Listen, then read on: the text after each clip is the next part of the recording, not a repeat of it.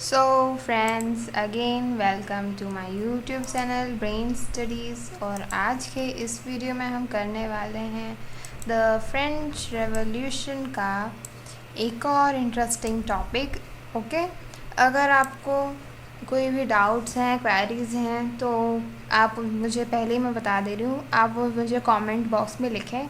I will try to reply you. Okay, हाँ ठीक है, ये आपको समझ आ गया। मैंने अभी जो भी बोला, आपको कोई भी डाउट्स या क्वेरीज होती हैं तो आप कमेंट बॉक्स में लिखें, मैं आपको पक्का रिप्लाई करूँगी।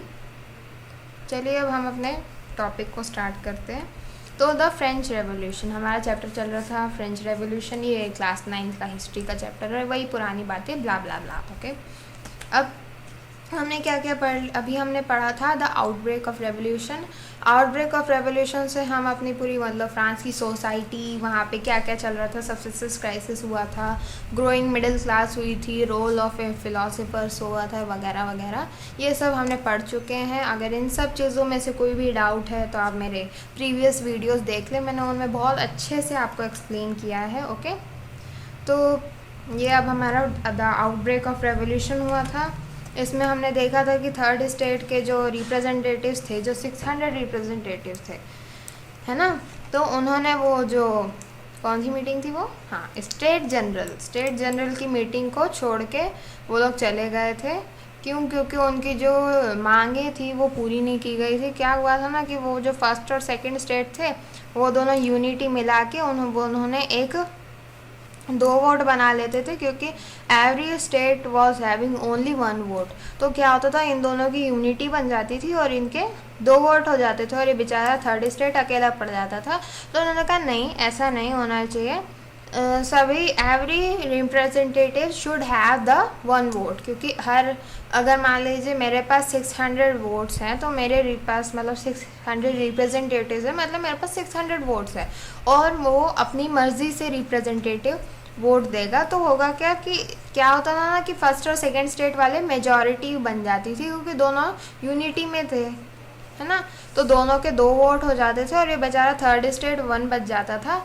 तो इन्होंने बोला नहीं, हमारे साथ ऐसा नहीं होना चाहिए, हम क्यों डिस्क्रिमिनेशन झेलें, हमको भी आप ये जो एक स्टेट को 1 वोट दे रहे हो, ये गलत है।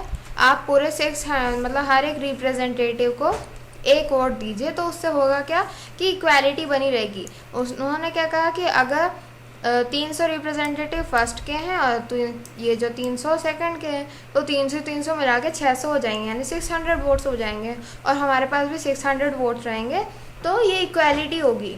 क्योंकि आप लोग हमेशा अपनी यूनिटी बना लेते, तो ये सबको पता है। ऐसा बोला तो किंग ने बोला कि नहीं, अभी तक जो भी चला आ रहा था स्टेट जनरल की मीटिंग में, 1 वोट 1 स्टेट के पास, वही चलेगा, आपकी इंडिविजुअल वोटिंग राइट हम नहीं मानेंगे। तो उन्होंने कहा ठीक है, अगर ऐसा है तो हम भी आपकी बात नहीं मानेंगे, हम भी मीटिंग छोड़ के जा रहे हैं। तो फिर क्या हुआ, थर्ड स्टेट के रिप्रेजेंटेटिव्स ने मीटिंग छोड़ दी, कौन सी, स्टेट जनरल की। Okay, they went to tennis court, वो लोग टेनिस कोर्ट गए, टेनिस खेला उन्होंने, नहीं टेनिस कोर्ट नहीं खेला, टेनिस नहीं खेला टेनिस कोर्ट में। उन्होंने क्या किया, उन्होंने एक नेशनल असेंबली फॉर्म की। इन्होंने, ये हमारे 600 रिप्रेजेंटेटिव्स जो थर्ड स्टेट के थे, इन्होंने एक नेशनल असेंबली फॉर्म की। अब जब इन्होंने नेशनल असेंबली फॉर्म की, तो इन्होंने फिर बाद में they start drafting constitution in tennis court. इन्होंने कॉन्स्टिट्यूशन बनाना स्टार्ट कर दिया फ्रांस का। ओके, इन्होंने कॉन्स्टिट्यूशन बनाया। ये ऐसे पूरे लोग टेनिस कोर्ट में जमा हो गए थे, ढेर सारे लोग, और ये कॉन्स्टिट्यूशन बनाना चालू कर दिए थे। ओके, तो हुआ क्या कि जो कॉन्स्टिट्यूशन था, अब जब तक वो कॉन्स्टिट्यूशन बनेगा, कॉन्स्टिट्यूशन तो वो कोई छोटी चीज़ नहीं होती कि 1-2 दिन में लिखो हो जाता है। कॉन्स्टिट्यूशन के लिए तो बहुत सोचना पड़ता है, और लिखने में भी बहुत टाइम लगता है, क्योंकि उस टाइम तो फास्ट प्रिंटर्स वगैरह नहीं थे, है ना। तो उन्हें लिखने में भी बहुत टाइम लग रहा था।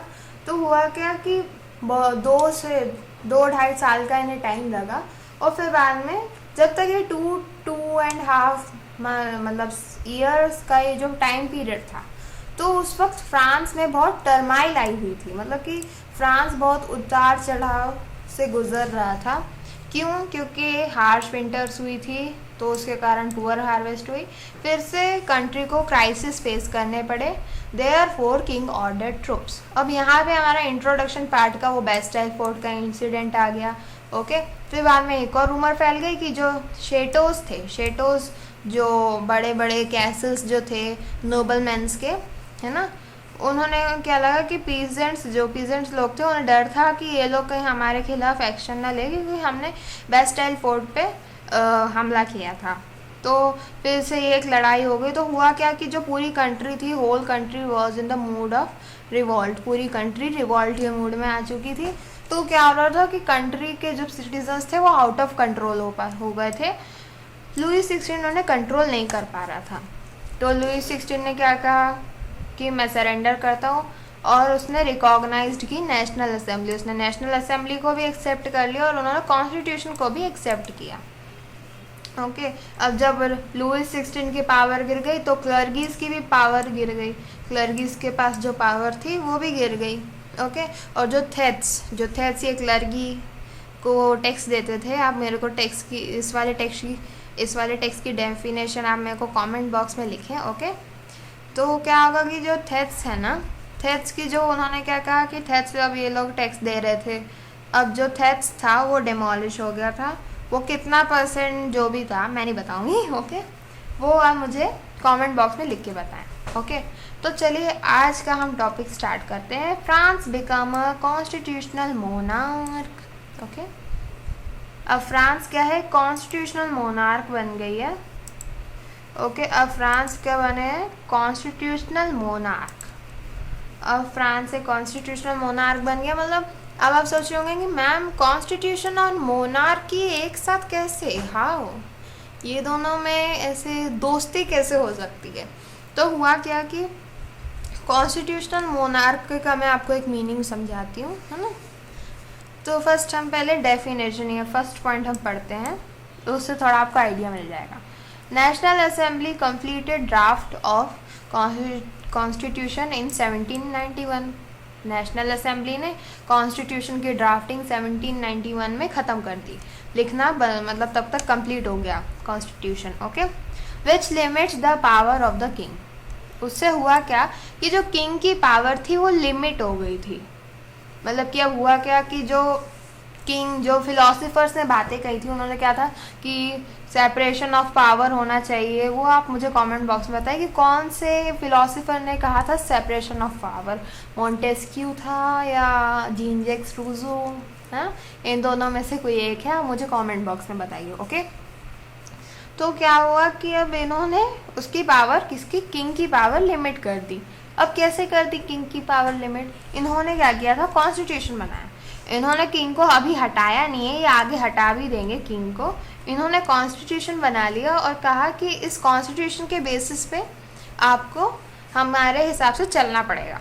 तो क्या हुआ, मतलब किंग एक रबर स्टैम्प बन गई थी, यानी कि कॉन्स्टिट्यूशन, यानी जो नेशनल असेंबली थी, ये क्या बोलना चाहिए, डिसीजंस लेगी, ये डिफरेंट टाइप्स के डिसीजंस लेगी, डिफरेंट लॉज बनाएगी। तो क्या होगा, उस लॉज को जो अप्रूवल होगा ना, वो किसके द्वारा दिया जाएगा? किंग क्या करेगा, रबर स्टैम्प देगा। जैसे आज हमारे इंडिया में हमारे जो क्या बोलना चाहिए प्रेसिडेंट थोड़ी ना कोई रूल्स और रेगुलेशन बनाता है, वो तो बस एक रबर स्टैम्प है।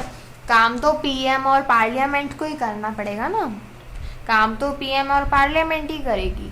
पर क्या होगा कि ये जो प्रेसिडेंट है वो एक एज अ रबर स्टैम्प है, क्योंकि उसका भी एक प्रेजेंस है कंट्री में, because he is the first citizen of our country. Okay, तो उसको बस एज अ रबर स्टैम्प रखा गया था।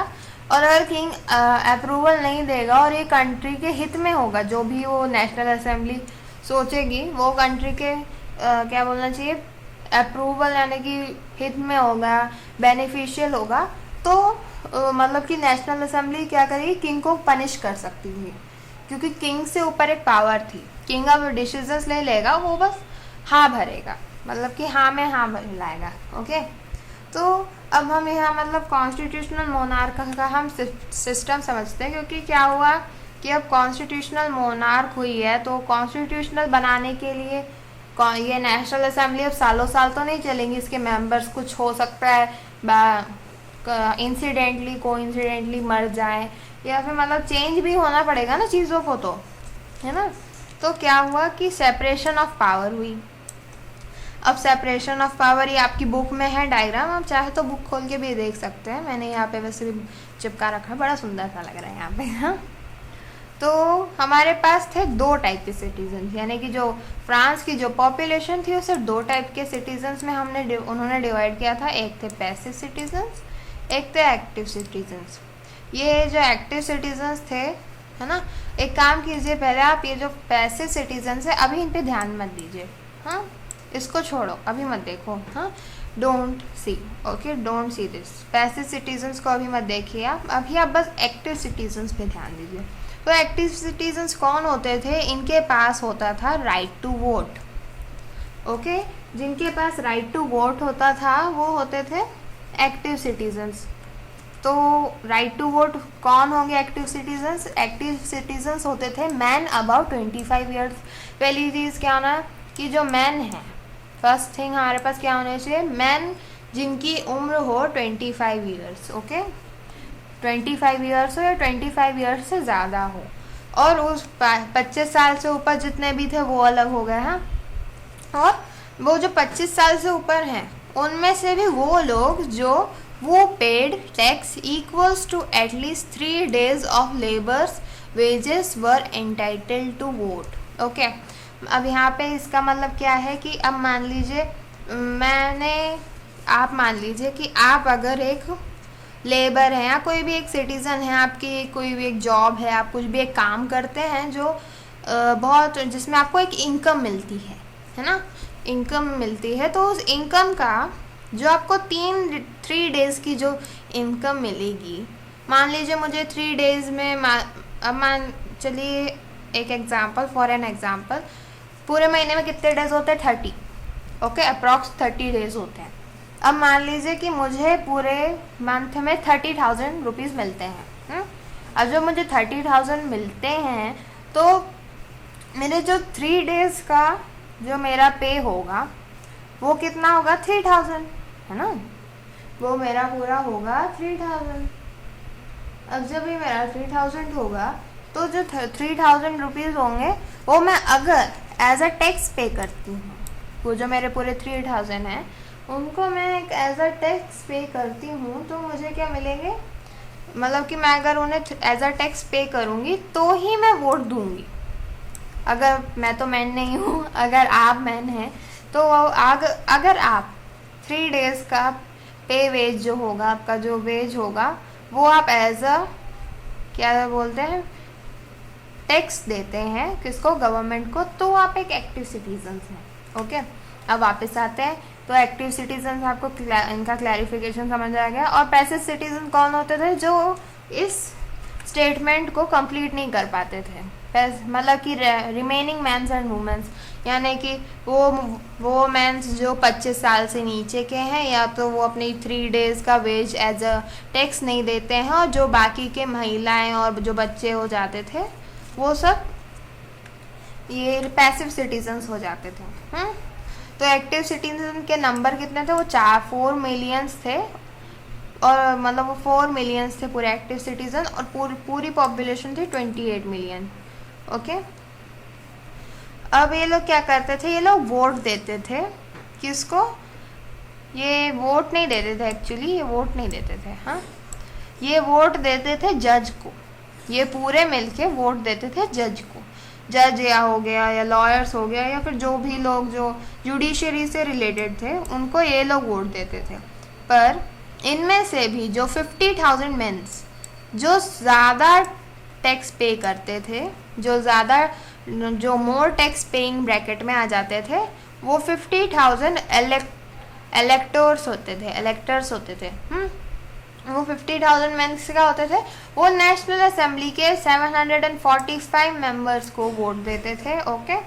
और ये जो अब ये पूरा लेजिस्लेशन का ही पूरा एक स्ट्रीम चल रही है, ओके, और ये एग्जीक्यूटिव की स्ट्रीम है ये दो। और ये लोग क्या करते थे? ये मिनिस्टर्स और किंग को कंट्रोल करते थे। यानी मिनिस्टर्स कौन, जो किंग के सलाहकार होते थे, है ना, ये इन दोनों को कंट्रोल करते थे, किंग और मिनिस्टर्स को। पर होता क्या था कि जो हमारे किंग था उसके पास एक वीटो पावर थी। अब ये कौन सी पावर आ गई मैम, ये जो वीटो पावर थी, ये पावर थी किंग के पास, जो जिसका मतलब था वही रबर स्टैम्प वाली कहानी जो मैंने आपको बताया ना, किंग एक रबर स्टैम्प की तरह रह गया था। मतलब कि जो भी डिसीजन ये नेशनल असेंबली लेगी उसे मतलब उसे अप्रूवल देना ही वीटो पावर है। ओके, तो आप पैसिव सिटीजन्स और एक्टिव सिटीजन समझ गए है ना। ओके, ये दोनों हो गया है। और इसी के साथ क्या हुआ कि declaration of the man and citizens right, है ना, declaration right of mans and citizen हुआ, जो मतलब कि ज़्यादा इम्पॉर्टेंट तो नहीं है, पर अगर मान लीजिए क्लास में अगर पूछ लिया गया किसी से क्यों, तो आपको आंसर क्या देना है कि इसके जो सिंबल्स थे, ये सिंबल्स थे, आप ये बुक में है, ये सब पढ़ लीजिएगा, ये बहुत सुंदर सा है। आप लोग की मोस्ट ऑफ द बच्चों की बुक में इतना क्लियर तो नहीं होगा, मुझे पता है, जिनकी में होगा प्लीज़ मुझे बताएं, क्योंकि मेरी बुक में नहीं था, मैंने जब खरीदी।